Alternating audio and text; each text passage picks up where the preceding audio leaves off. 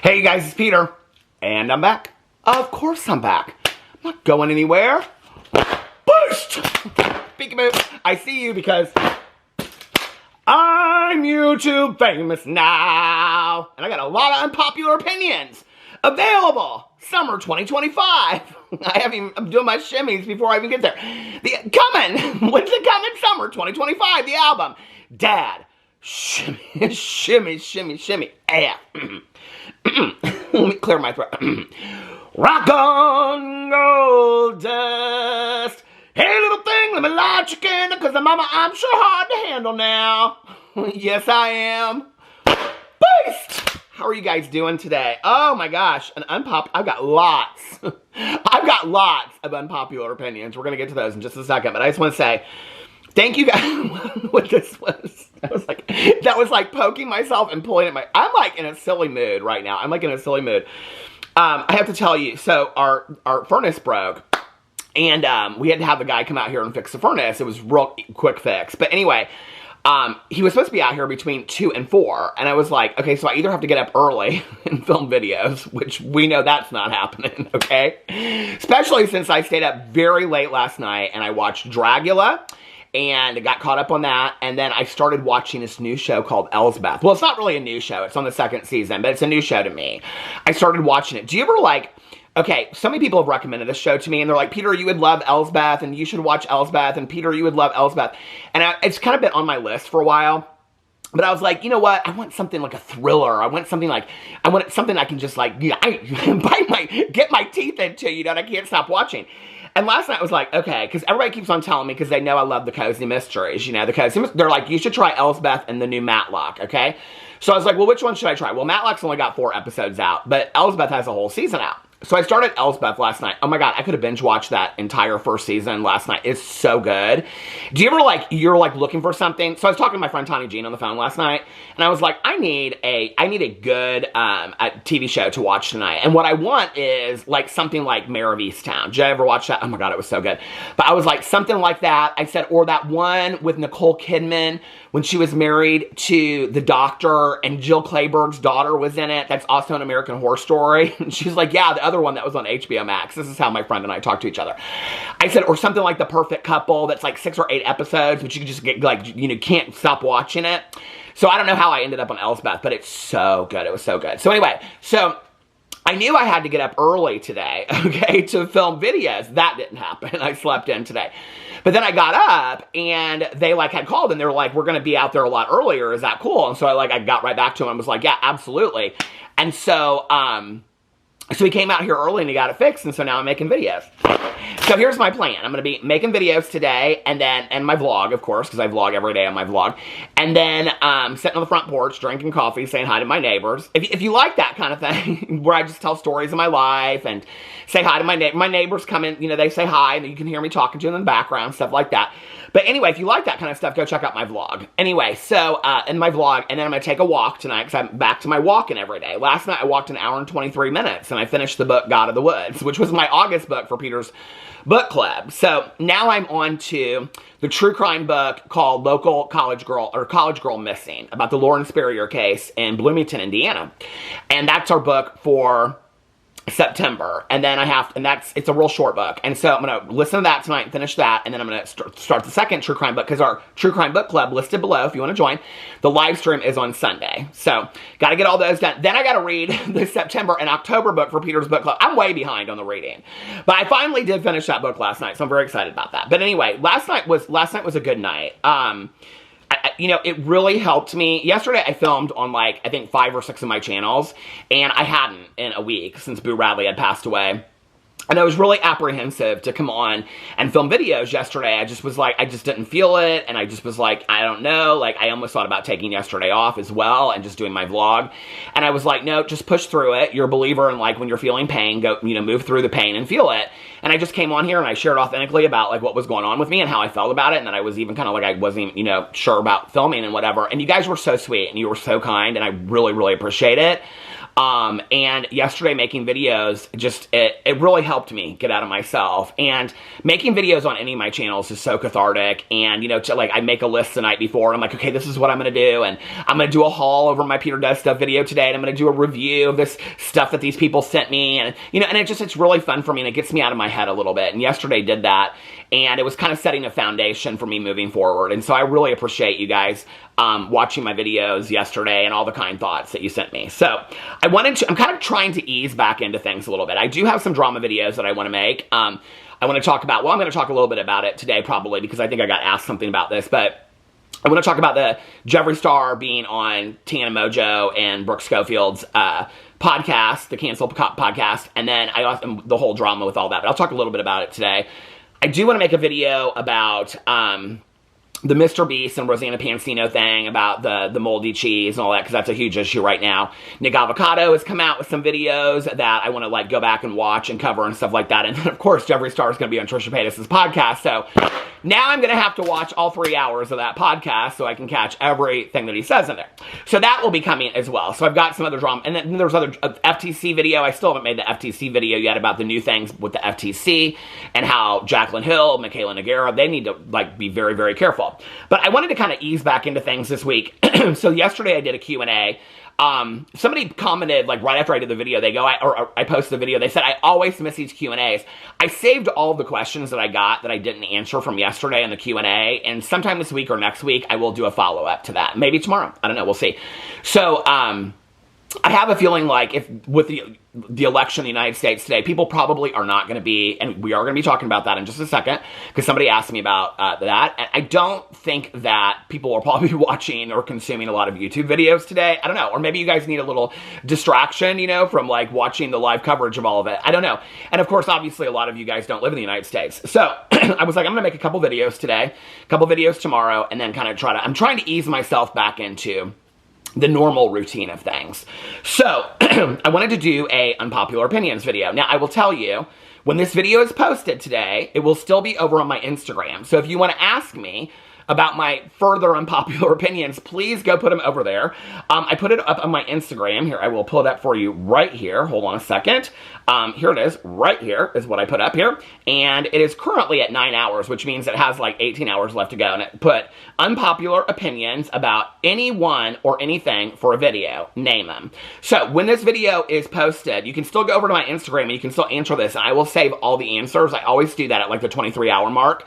I will save all the answers and I can, you know, turn around and do another unpopular opinions video. So, let's get into these you know what? I think I'm going to need a little lip treatment. It's a lip thing before I get into this. So, and then we're going to get into these very unpopular opinions. It was interesting the things that people asked me. I kind of went through and looked at them first. Well, most of them. And it was kind of like all over the place what people were asking me things about. People were asking me about influencers, celebrities, scandals, personal opinions about things. I must have just got something delivered because the camera's going off. Okay, that's exciting. That'll be part of the haul today. Okay. Somebody said, law enforcement was wrong for killing Peanut the squirrel. Of course, he was bitten. Peanut was scared. So I talked about this yesterday in my video. I guess I'll, like, for those of you that didn't watch my video yesterday, I'll kind of give like a retelling of what happened. So it starts for me several years ago after the accident.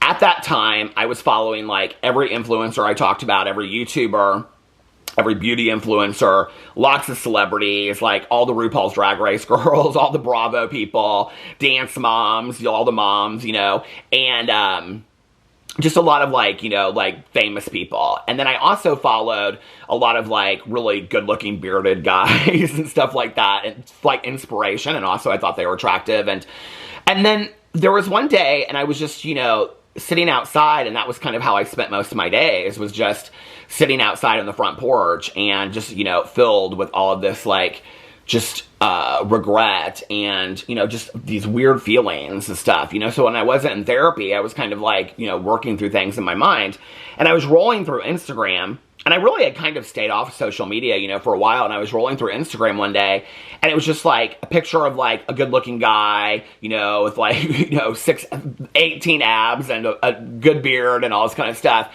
And it just kind of made me feel bad about myself. And then I was like looking at all these like influencers' lives. I'm like, yeah, they're a liar, and they're a liar, and they're a liar. And it just was like, it was making me feel so negative inside that I just kind of, I mean, I was even following some accounts that were like, you know, these redoing houses and stuff. And I just was like, it made me feel bad about my own house, you know? And I just was like, I'm done. And I literally went in and I just like unfollowed all these accounts. And I was like, I'm only going to follow things on Instagram anymore that brings me happiness. And so I did. I had already unfollowed quite a few problematic influencers because for me, there's no reason to, and this is actually kind of an unpopular opinion if you want to know the truth, within I think the drama commentary community and things like that. There's no reason for me to follow. I feel that following somebody is an endorsement of them. I believe that, okay? I think that in the world that we live in today, you know, I make videos on a regular basis about Manny MUA, Jaclyn Hill. Jaclyn Hill has me blocked on most accounts. Jeffree Star has me blocked on some and not others. You know, I make videos on all these people. And Shane Dawson, I think, still follows me. I don't know. Manny MUA. I don't follow any of these people. And I make videos about all of them. It takes me literally 2 seconds, even on a blocked account, for me to go in and find their information. There was absolutely no reason for me to follow them. And so when people say things like, well, I have to have my notifications on in case something happens. We do not live in the world of drama commentary anymore where something happens and 10 minutes later somebody's putting out a video. We just don't. People are now putting out videos 3-5 days later after something happens. So we don't live in that world anymore where you have to have your notifications turned on. That's bullshit. So unless you're so ate up with that world. For me, I'm not that ate up with the world. I like to talk about it. I like to have an opinion about it, but I don't want to see it on my feed all the time. It brings me negativity, especially when I know that those people are liars, you know, and I don't think that they're inherently good people. So I don't want to follow them. And I only look to them when I have to like do something to cover a story. So I had unfollowed quite a few of them already. But then when that happened, I was like, I'm going to unfollow. I only want to follow people that are making me happy or making me feel good about myself. And so I started following. I feel like this lip gloss is probably out of control, and it probably is. Hold on a second. I started following a lot of like illustrators and artists, and then I also started following a lot of rescue animals, and that's a lot of what I follow today. I think I follow maybe like 1 or 2 influencers and a lot Bravo accounts because I like about the housewives story, that kind of stuff. But other than that, I don't really follow like any famous people. So I went through there and I just was like, I'm going to start doing things that happen or make me happy.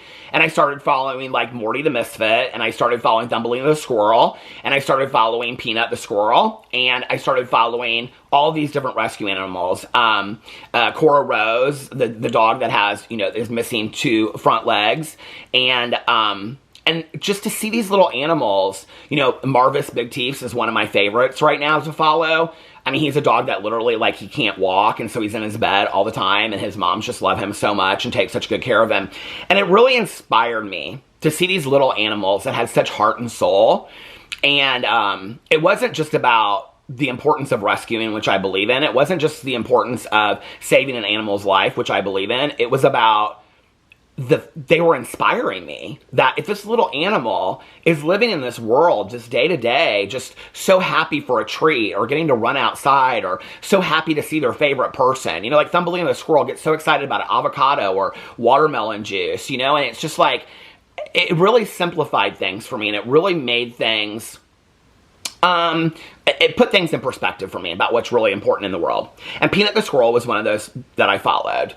So just recently what happened was that several people reported Peanut the Squirrel, okay? Several haters of Peanut the Squirrel's dad reported Peanut the Squirrel. And what that means is that in the state of New York, you're not allowed, allegedly, you're not allowed to own a squirrel as a pet, okay?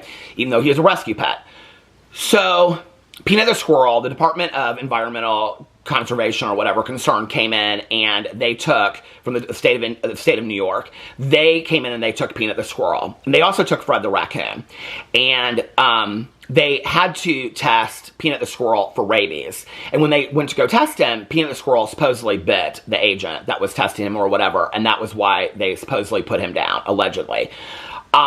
But, of course, the squirrel that has been in a fantastic home and has been rescued off the streets of New York City is going to be terrified in that moment. And you would think that animal specialists that are working with animals, especially in a situation like this, I mean, this goes back to the importance, okay, of animal preservation and people caring about animals and things like that, that an animal specialist that is testing an animal, okay, for rabies and is bit, they put him down without even knowing the test results because they were so afraid of this little squirrel, or they thought that they were in danger.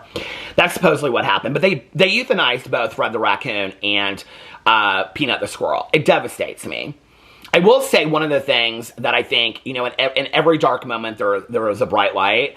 I think that the bright light of this is that there's so much attention. I was rolling through Facebook last night, and people that I didn't even know cared about animals or knew about animals were posting stuff about Peanut the squirrel. I mean, it's getting a lot of news and attention. And I hope out of that, and I hope that out of Peanut's legacy, which breaks my heart, I hope that more people are educated about the importance of animal preservation and conservation, and that more people are, educated about rescue animals, not just rescue dogs, not just rescue cats, but all kinds of rescue animals. I hope that more people are educated about that. And so I hope something bright comes out of this. His dad is really trying to post a lot of positivity and raising money for the rescue that they own and things like that, or the foundation that they own. So I hope that positivity comes out of that. It makes me sad. It breaks my heart. It also breaks my heart, and I think that people don't really understand this, right? It's like, oh, it's just an opinion. Well, people's opinions affect other people's actions, okay? Every single day in this country. It's like when I talk about the violence and the murder of, trans women of color. Well, that starts with somebody having an opinion, and then that person growing up and with that opinion or that ideology about trans people, right? And then that ends up becoming an action where that person, based on an opinion, makes an action and ends up killing somebody. And trans women of color are some of the most highest risk people in our country for violence. And so it's not just an opinion, right? And then you take it to something like, you take about that ideology to something like Peanut the squirrel, that a bunch of people that hated his dad reported Peanut the squirrel's dad for owning a pet squirrel, and now that the squirrel is dead, a rescued squirrel off the streets of New York that had a fantastic life, that was inspiring a lot of people, well, at least one, me, is now dead because of somebody else's hatred for that man. That's a really state of affairs that we live in our world today, right? That makes me very, very sad. So maybe an unpopular opinion. I don't know. Somebody said Jeffree Star was in the wrong for the Tana Brooke situation last week. I don't really understand the whole situation. I've watched quite a few TikToks and clips about it because I wanted to educate myself. So apparently Jeffree Star is now doing this podcast tour. Okay, he's going on Trisha Paytas' podcast. He went on Tana Mojo's canceled podcast. Okay, so what I'm assuming that people are referring to, and I've watched, I think probably at this point 6 or 7 TikToks about it and watched some videos about it, is that after the podcast, Jeffree Star was there, and Tana and Brooke were on Patreon doing a live stream. The same time, Jeffree Star was doing a TikTok live, okay? And I've watched the live footage of it and whatever. And during that, he asks them, because apparently they were supposed to do some collaboration with Morphe. Is this what people are talking about, or is there something bigger than this? If there's something bigger than this, let me know. I don't know. I haven't really kept up with it. Obviously, I've had a lot of other stuff going on. But in there, he said something to the effect of oh, well, you were supposed to have... So there's this Morphe lip liner that Brooke and Tana love. I can't remember what it's called, Makeup Moment or something like that. But anyway, TV Moment or something. They've loved it. And so they've been asking for Morphe to bring it back. Well, supposedly the collaboration was that they were going to, Brooke and Tana were going to do this collaboration with Morphe, because Morphe is killing for always wanting to do collaborations with influencers. It's what's built their brand on their shitty makeup. And so and that's my opinion. That's my unpopular opinion from a lot of people out there that love makeup and are like, yeah, Morphe's a shitty brand. And so apparently what happened, and she says it in there, and Jeffree Star caught it on his TikTok live or whatever. Well, first of all, people were upset with Tana and Brooke for having Jeffree Star there. I mean, apparently their Patreon, live stream conversation chatter was just going crazy. Why do you have him there? He's a bad person because of the things that he did in the past. And so Jeffree was a little salty about that. He was I understand, but you could tell he was salty. And so then he starts asking about the Morphe collaboration. Well, it appeared that he already knew about it. It appeared when he asks him, it's like he already knew what the story was. And so they're just laying on the couch, and they said, they told the story, and what it was that they were supposed to do this collaboration. It was not new products, it was an old product, this lip liner, and they were basically going to slap Tana's and Brooke's name on it. But after Brooke's cancellation, supposed cancellation, she's still doing a podcast with Jeffree Star and Tana Mojo. I love when people, how they define cancellation. Cancellation to me is that you literally have like no online presence and you're gone and you're trying to figure out a job at Burger Chef and they won't even hire you. Okay, so you don't know how you're going to pay your rent and you got to go home and move home with your parents, but they think you're such shitty people that they don't even want you living in your basement. That's what cancellation is to me. So when these people want to complain about cancellation and they got 2 homes in 2 different states and they're sitting on a couch on a podcast on a Patreon live stream, which, I mean, give me a break, okay? That is not cancellation. You know, I don't know. Cancellation to, I think, a lot of people that I know, friends of mine, is when your husband cheats on you and decides to leave you. You don't even have a choice in the matter, and you're living in a 1-bedroom apartment with your 3 kids, working 3 jobs, trying to pay the bills, okay? That might feel a lot like cancellation, I'm sure, all right? But to Tana Mojo and Brooke Schofield, who still have millions of dollars in the bank and can travel anywhere they want, do whatever they want, no, that's not cancellation to me. That's my unpopular opinion. Nor is it cancellation for Shane Dawson when he's still putting out videos that are getting 1 million views a video, and he has a home in Los Angeles, a huge home, a ranch in Los Angeles, and a working farm in Colorado. That's not cancellation, okay? Cancellation is not Jeffree Star flying all over the world, doing all these, that's not cancellation. I can't think of one person that's an influencer that I've covered that's truly canceled, like nobody talks about anymore, right? So, apparently, they came out and they said that after Brooke Schofield's cancellation, like the very next day, it was around that time that it was supposed to be announced and released, Morphe dropped it. And they said, we're not going to do it because of Brooke Schofield's cancellation. What's interesting when you watch this, so this has all come out now, right? What's interesting when you watch this, though, is, and you know the history is, Jeffree Star is bitter as hell at Morphe, right? Because Morphe dropped Jeffree Star. Jeffree's had a lot to say about Morphe through the years. Jeffree Star's come out and said that they're bad people, blah, blah, blah, whatever. If you remember the history, okay, of them dropping Jeffree Star over his racist allegations from the past, and Morphe was kind of forced into a position with James Charles and Jeffree Star, right? That they were going to like do that, and then they didn't with James Charles, and you know, on and on and on. So they were kind of forced into a position, and Jeffree Star's still pissed about it to this day, right? Because he made so much money for Morphe. He did make a lot of money for Morphe. He did. I don't even really, to be honest with you, know how Morphe is still existing today. I don't even know how they're still, their stores are closing. I mean, they have an online shop. It's surprising to me that anybody would even want to work with them. I mean, they seem kind of like a failed business to me. But anyway, people are like blaming Jeffree Star for this. Well, here's the thing, okay? Brooke Schofield and Tana Mojo didn't have to say anything about it, okay? I don't know what they got, wings on their tongue. They could have, like, watched what they were saying. They were in 2 live streams, and they were fully aware they were in 2 live streams. But do I think that Jeffree Star knew exactly what he was doing in that moment? 100%. Jeffree Star, he is very calculated. I've been saying this for years, and people are like, no, he's not. He's just a guy. Jeffree Star is one of the most calculated people I've ever come across in my entire life. He knows what he's doing. He knew that that was his opportunity. And he also knew that it was going to get a lot of attention. So I don't know if that's the only thing people are talking about. There's probably so much more and I don't know anything about it. But anyway, Kody Brown from Sister Wives. I don't know why it drives people crazy so much.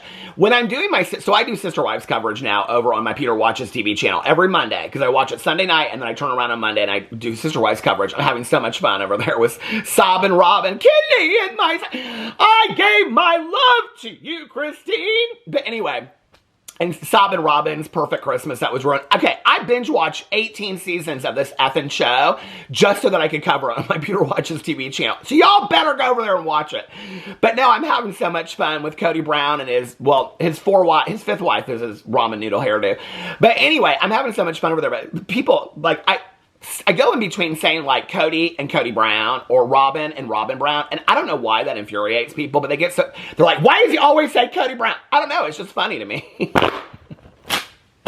When I get, like, real passionate about it, I say Kody Brown. When I'm talking about, like, Kody talking to Janelle about reconciliation, why she would ever want to. Oh, I know why Janelle wants to get back together with Kody. Because of his rock-hard abs and his buns of steel. That's what he thinks, at least. But anyway, Kody Brown Town. You mean Coyote Pass? Coyote Pass! If I ever have to hear about Coyote Pass again, I think I'll gag-a-maggot.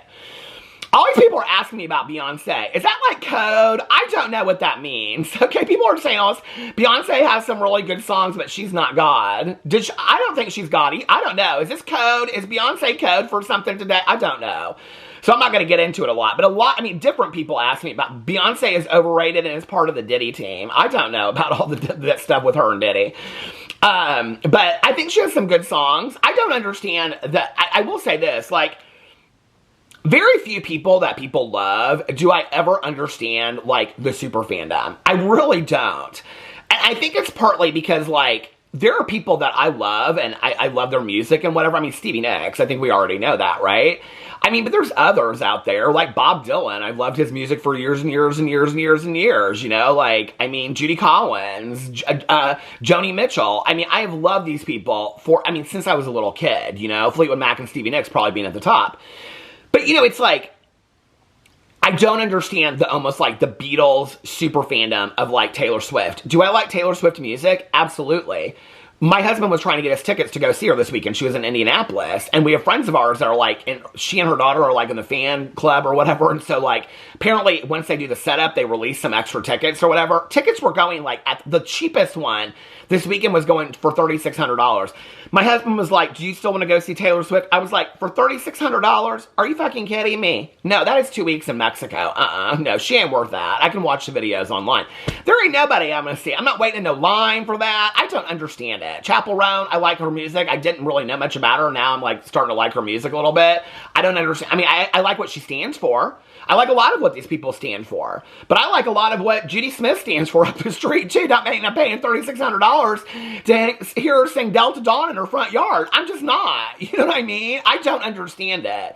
I do think it's cool, though, like, the collectivity of people getting excited about somebody's music. I do really, really like that, you know? I just don't understand, like, the super fandom of it all.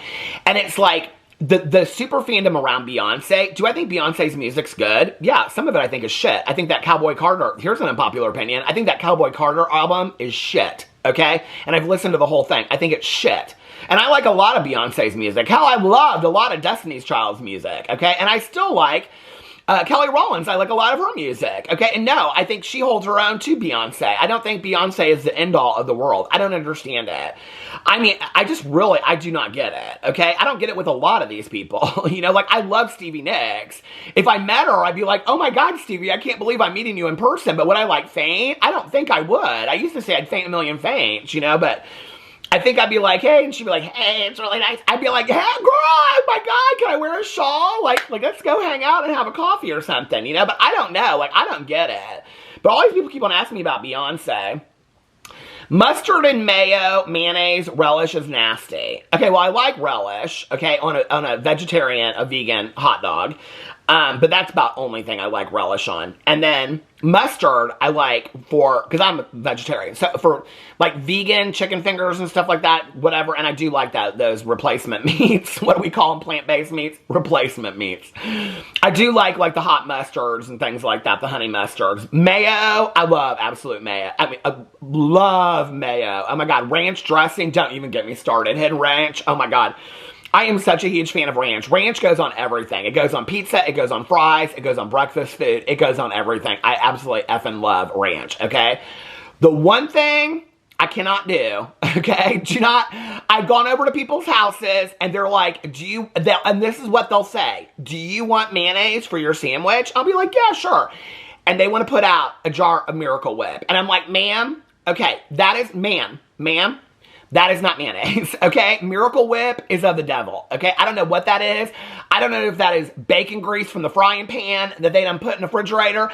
Miracle Whip is some of the nastiest shit on the face of the earth, okay? I don't know I don't know if the people use it for facials and lube or what. It is gross. And this camera's gonna stop in just a second, hold on. But the Miracle Whip is some of the grossest shit in the entire world. Don't do it, okay? People are not taking the Diddy case serious enough. I am done with all the jokes. I agree with that. I mean, I think we live in this world now where it's like something very, I mean, there are serious victims that were hurt in this whole situation, right? Like, I mean, it's a very serious situation. And yet, the very next day, people were making jokes about it. And I think it's always interesting. I'm like, I mean, I'm a very sarcastic, joking person. I also think that timing is important. And I'm like, when you look at a situation like that, you know, unless that's your lived experience, I don't think that's your joke to make. And I think that when you look at that situation, you think, like, if those were your children that were involved in that, would it be funny to you to make a joke about? But I think we live in this world of social media where everybody wants to get the quickest, cutest, hottest, funniest statement out there that gets the most likes. Ooh, I like that. That's kind of funny about it. It's not funny. It's a very, very sad situation. A very, very sad situation. TikTok is killing music. Well, I don't know about that. I think TikTok's helping a lot of music get exposed. I don't know about the TikTok is killing music. I mean, I'm not into the dances and all that kind of stuff, and I make jokes of it, but I think it's cute and people love to do it. My cousin Caroline, she is forever. She's like, I saw this dance on TikTok. I'm like, girl, we ain't trying to learn no dance, okay? We are in our 50s, and that don't stop nobody from learning to dance, but I ain't putting it up on TikTok, okay? Or maybe I will. I don't know. I think I do have a couple dancing ones over there. But girl, I'm just telling you right now, I don't think it's ruining music. I think it's bringing more exposure to some music, okay? But here's my question to you. Why does every Meghan Trainor song go popular on the TikToks? Okay, now, there might be a song or two of Meghan Trainor's that I like. But, like, if I have to hear that song, I mean, I know this song came out like 2 years ago, but if I have to hear that, and I got my Louis on and my Gucci, and with that dance, girl, I cannot, okay? Every Meghan Trainor song, I don't think her music's that great anyway, if you want to know the truth. I mean, I really thought, like, the first time I heard one of her songs, I was like, is this like a joke? Am I being punked? Like, is she really, like, she got famous on somewhere else, like YouTube or something? I don't really know that much about her. But why is it always her music that goes famous on the TikTok? She got something in on TikTok. I don't know what it is about that. But anyway. Oh, somebody said ramen hair is a crime. Talking about, here's another one. They're talking about Cody Brown. But Beyonce is overrated. What is the Beyonce thing? I'm so confused. Okay. Oh, I loved this one. Somebody said, did you ever own those? If you're my age, you'll know what I'm talking about. If you're not, you won't. Did you ever own those rubber shoe covers to keep dress shoes from getting slush or snow? Thoughts? Okay, this is so funny. I have not thought about those things in years. My dad actually used to have them. They're black things, and people would call them rubbers. They would say, like, you go over to somebody's house, like my grandma would be like, don't forget your rubbers. Not my grandma that went to prison, my dad's mom. She passed too. But anyway, she passed too. But, you know, she's been gone for a while. See, I can make that joke, okay? I think she's been gone for like 15 years.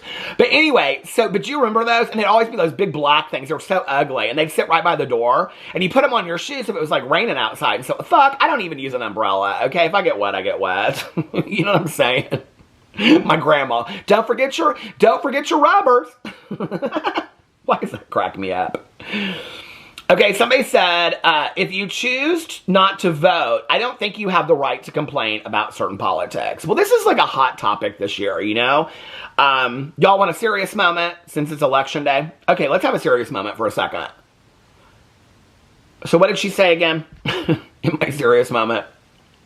If you choose not to vote, I don't think you have the right to complain about certain politics. Well, I think it's an unpopular opinion, and I think a lot of people hold that opinion, and a lot of people, you know, it's my God-given right. If I don't want to vote, I ain't gonna vote. Well, don't vote then. I don't care. You know what I mean? But, like, it's really not a God-given right. You know, it's not. It's your right as an American citizen. I think it's interesting, you know, sometimes I've noticed that the people that are the loudest, okay, about shit online are the people that choose not to take advantage of their right to vote whatsoever. That's interesting to me, okay? But I will say this. I think we live in a country of, you know, supposed free speech, right? Maybe not. So if you want to have your opinion and not vote, I guess everybody has the right to have their opinion and not vote, right? What I don't understand about it is this. That it seems to be a lot of people that go really, really hard, right? About certain issues. And then if you say something to them about voting, oh, I'm not voting. No, I'm choosing to not vote, okay? And then it's this long-winded story. What I don't understand about that is you would think you guys would be the first people lined up. I know already people are going to ask me about this. I talked about it yesterday. We early voted like 2 weeks ago. Well, it was a week ago last Sunday. We early voted. But I will say this. I was looking online at some of my friends, and they're saying the lines were very, very short today because so many people early voted. It took us 15 minutes to early vote. But what I don't understand about people, if you want to exercise your right to not vote, I guess that's your right, okay? I don't really understand it. And if you want to share your opinions every 5 seconds online, have at it, okay? Share your opinions every 5 seconds online. There's this gal that I know. She, I think, posts no less than 20 times a day on the Facebook about her political beliefs, okay? To the point where I'm a little worried. I don't really know her that well, but I'm a little worried about, I know her through other people, that she might have a heart attack, okay? And then what she does is she posts like 6 or 8 things, and then she says, and then people like, you know, come at her and whatever, and she says, flood Facebook with art. Which has become kind of this joke between me and my friends, because I'll like, you know, flood Facebook with art, which basically means I can't handle the backlash that I'm getting from my opinion, so I'm going to flood Facebook with art. Well, then a couple days ago, she posted that it was suggested to her, I'm thinking after 8 months, it's been suggested to you, that she take a break from social media. And I thought that was probably a very good choice, you know, because I was kind of a little worried about you. I was a little worried about your mental and physical health, in all honesty. I think everybody has a right to their opinion, and we can't take that away from somebody in this country, right? But what's interesting to me is that it's the people that have the loudest opinions that sometimes often choose not to take advantage of their right to vote. Why, if you feel that strongly about it, why would you not want to? Furthermore, what I don't understand is that it's always people that want to educate people about what's going on and the issues and things like this that I think kind of forget about how hard people fought in our country for the right to vote. And I think it's important, you know, I don't love history, but I'm a believer in knowing your history because I think history is important. I think it's important to know about the women's suffrage movement. I think it's important to know that women in the United States could not vote until 1920. I mean, we're 104 years out from when women could vote. Oh, but wait a second. That was white women in our country that could vote. It was 45 years later, within that duration, that women of different minorities and ethnic backgrounds, it took them even longer to vote in our country. Sodomy laws were not gone from the United States completely until 2003, which meant in certain states, I could have been arrested and incarcerated for being gay and living with my husband, okay? The reason why this is important to understand is because if I, as a gay man, was arrested and incarcerated, all right, under sodomy laws that existed until 21 years ago, which is really, really scary to think about, okay? That sodomy laws, which were not designed necessarily just for gay men and lesbians, but they were intended upon using that, that's what their motivation was later, okay? If I were incarcerated, it is very, very, very difficult for people that are incarcerated to vote. They make it specifically very difficult. This year was one of the very first years where they really made it intentional. And I know that people would say, well, I don't think that convicts have a right to vote, or felons and things like that don't have a right to vote, so why should we make it easier for them?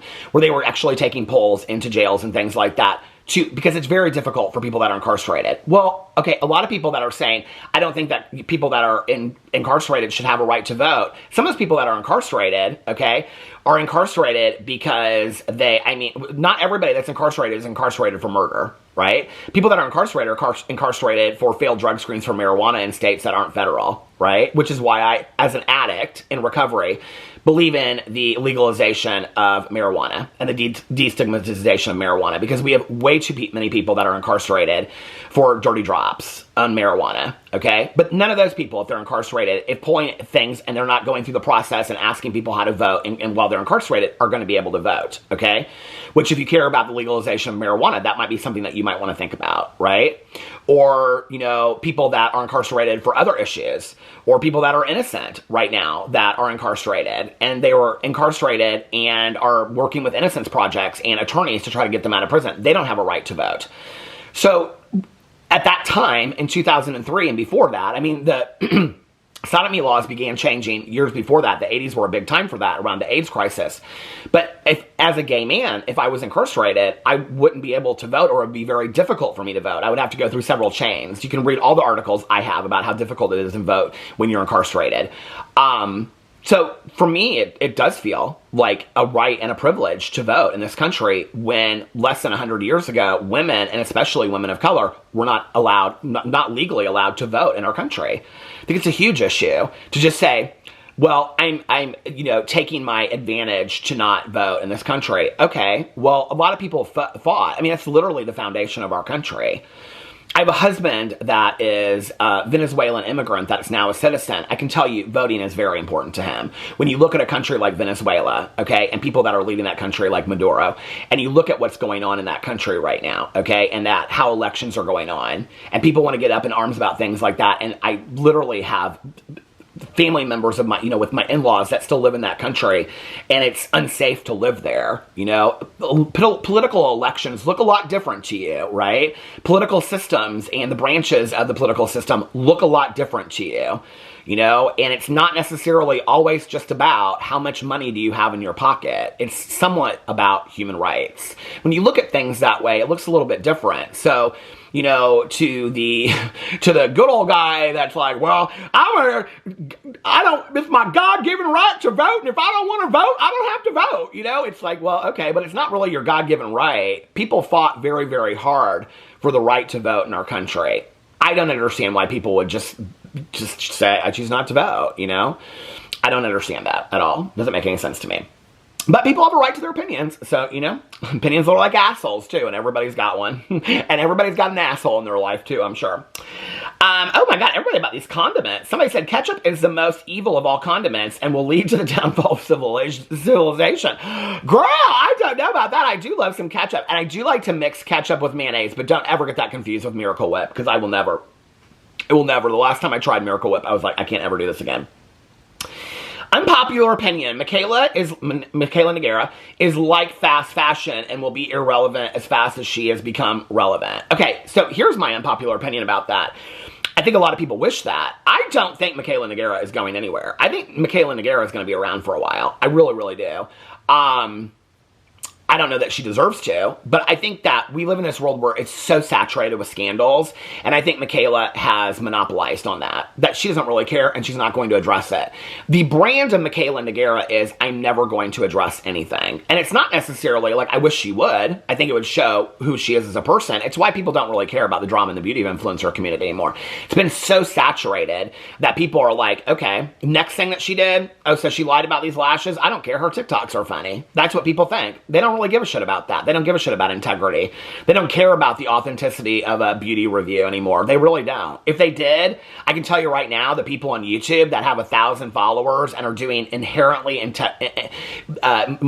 really appropriate reviews full of integrity, brutally honest reviews like we used to call them back in the day, they would have millions of followers. They don't, okay? And what people like about Michaela is that she used to work in this Ulta, and now she's being gifted Chanel and Hermes bags. That's what they like about her.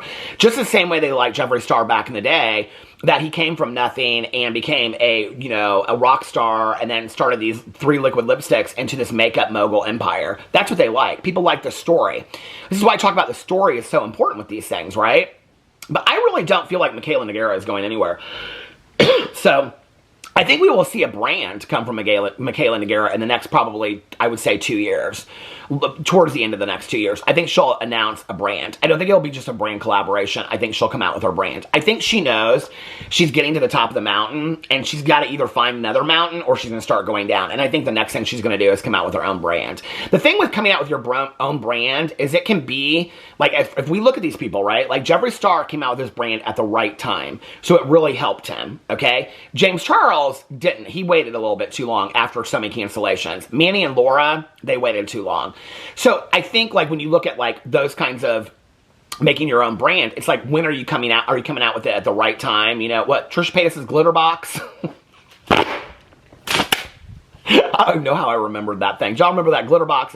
How about her skincare that she never even talked about? She endorsed, like, one time on the H3 podcast. Whatever happened to that skincare that she was doing that collaboration with? Okay, anyway.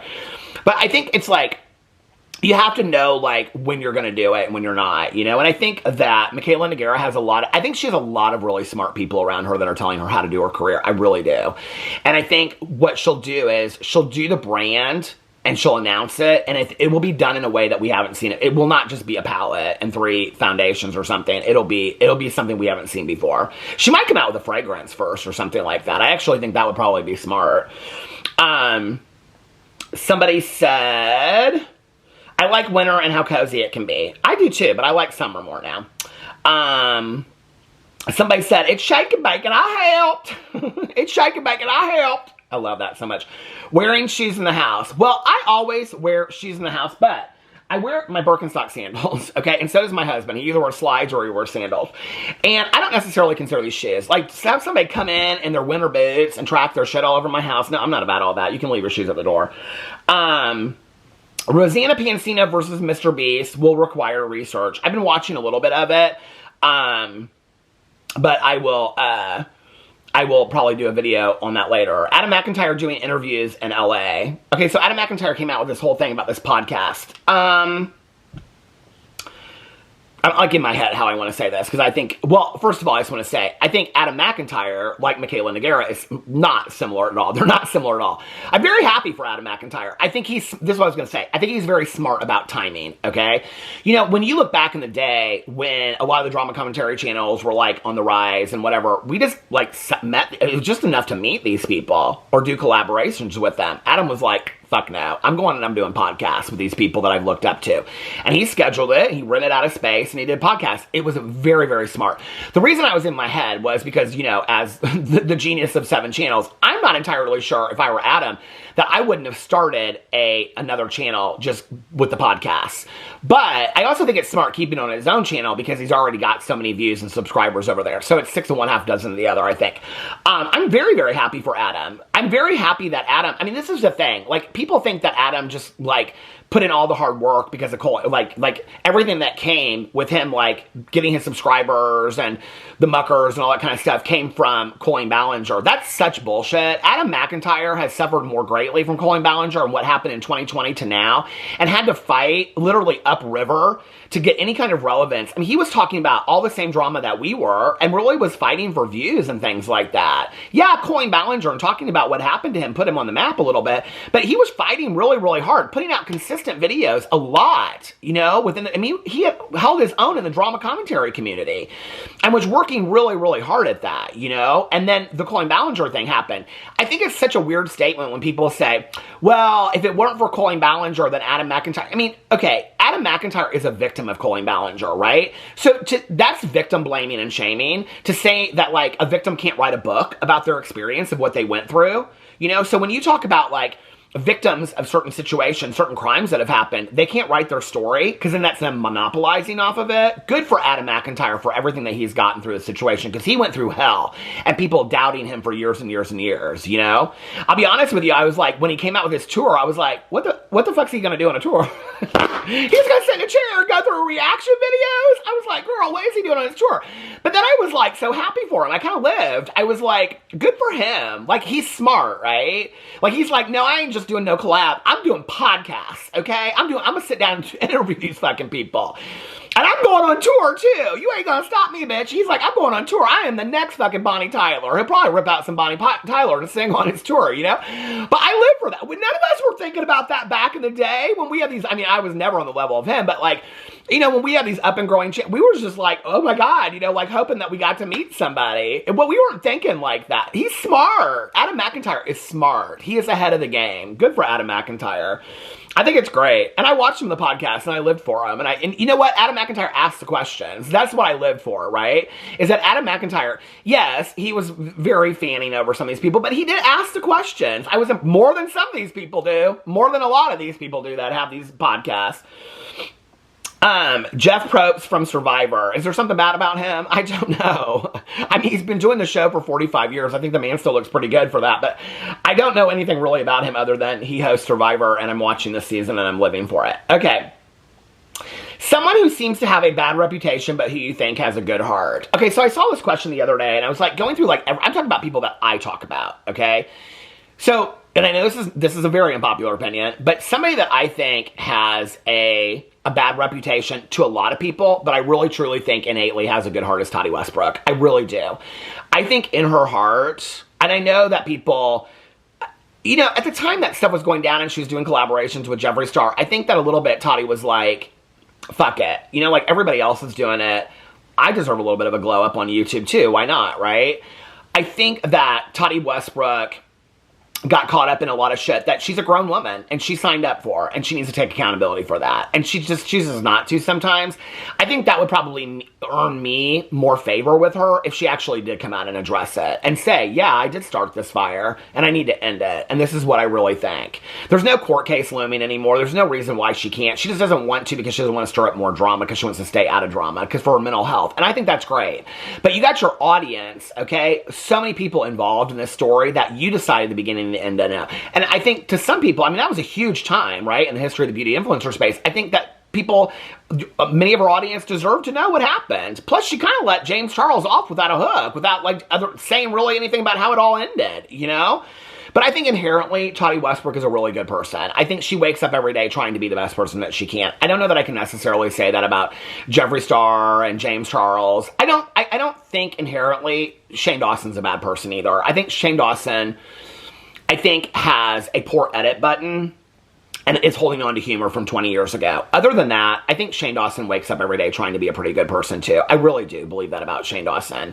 I think Shane Dawson is somebody that I hope has learned from his mistakes. He shit-talked literally everybody he ever worked with or ever came encounter to, and everybody knows that behind the scenes. I mean, that's why Shane Dawson doesn't really interact with a lot of people anymore, because nobody really wants anything to do with Shane Dawson. It wasn't just me that he shit-talked. He shit-talked everybody, okay? Not just his best friend, Trisha Paytas, but he shit-talked everybody. I wouldn't be surprised if he didn't shit-talk Jeffree Star behind his back, you know? And I hope that he's changed. I think that people change and grow. I want that for everybody. I want that for myself, you know? And I think he stayed out of a lot of drama. I think he's showing that, but I don't think that he's inherently a bad person. I don't think he is. I think he's a gossip, you know, but I am too, you know, so I'm not going to hold that against somebody for the rest of their life. But Tati Westbrook, I think Shane Dawson, I think they've been problematic, but I think that people can grow and change from that. I want that for everybody. I want that for people, you know. Mr. Beast and the mold and the Lunch Lily products, I will be covering that soon. I think everyone should clap their hands when the plane lands. Okay, I think that's embarrassing. No, I don't think that we should do that. We did that when I was 5, and I took my first flight for a half an hour to Fort Wayne, Indiana, because my dad wanted me to get used to flying on planes. And I think there was 20 people on the plane. No, it wasn't a PJ. I've never driven in a PJ in my entire life, and no, it's not.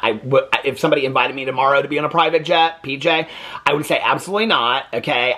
That's not how my life is going to end. That scares the shit out of me to fly on a PJ. My husband would love it tomorrow. He would only fly on private jets for the rest of his life if he could, not this one. I think it's corny as shit when people clap when planes land, and I'm sorry to hurt your feelings, but that's my very unpopular opinion, okay? It is like literally when somebody claps on a plane, I'm like, oh God, seriously? Are we new? It's so embarrassing, don't do that. I mean, sometimes you want to and everybody does, and then you're like, no, don't do that. Don't do that. Book Talk. I think Book Talk's the new Bookstagram, the new BookTube. I think it's great. I think there's so many people on Book Talk that are pushing books that they're getting paid to push, and they're not doing, they're not disclosing their sponsorships, and I think it's full of shit. And that didn't really happen on BookTube back in the day. It really didn't. People weren't really getting paid to push shitty books back in the day, but now it's happening all the time. People are going, oh my God, I just bought this book the other day, and it's so good, and I'll go to buy the book, and it's not coming out for 3 months. And I'm like, this is such bullshit. Somebody will send it to me, and I'll go look at it, and I'll be like, oh my God, I want this book. And the person's like, oh my God, I just bought this book yesterday. I bought it myself on Amazon, and they'll say this shit. And it came, and I read it, and it's so good. And it's not like these people live in another country. They live like 2 states over from me, and they're like, it's so good, blah, blah, blah, whatever. And I go to buy it, and it's like not even, it's like pre-order. I'm like, you are full of lies, okay? Book Talk, full of lies. Men with ponytails. Well, I used to have a ponytail. My hair used to be down to about here back in the day. I'll show a picture one of these days. I don't mind men with ponytails. Certain men. I mean, for me, like what I think is sexy, okay? Now, like a really built man with a full beard and hair down to here and a messy ponytail or just a pull that bun. Oh, damn. That's fine. I like that a lot.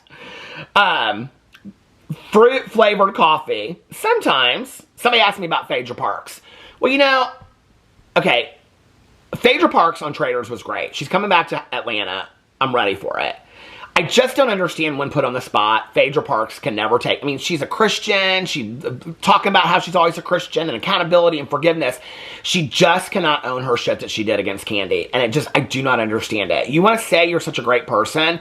Just say, I fucked up. Maybe this will come out in Atlanta this year. I don't know. But just say you fucked up. You literally accuse somebody of trying to drug somebody and do horrible things to them on a live television show. Not live, well, the reunion, but also like in an international television show. Girl, it's been years. I mean, she's a little bit here and there, but she won't just come out fully and address it. And it's like, I want to like her, but just come out and address it, you know? Kandi's moved on from it. Phaedra wouldn't be coming back to Atlanta if Kandi was still there. We already know that. Because you know why? Because Kandi is worldwide, baby. I love some Kandi.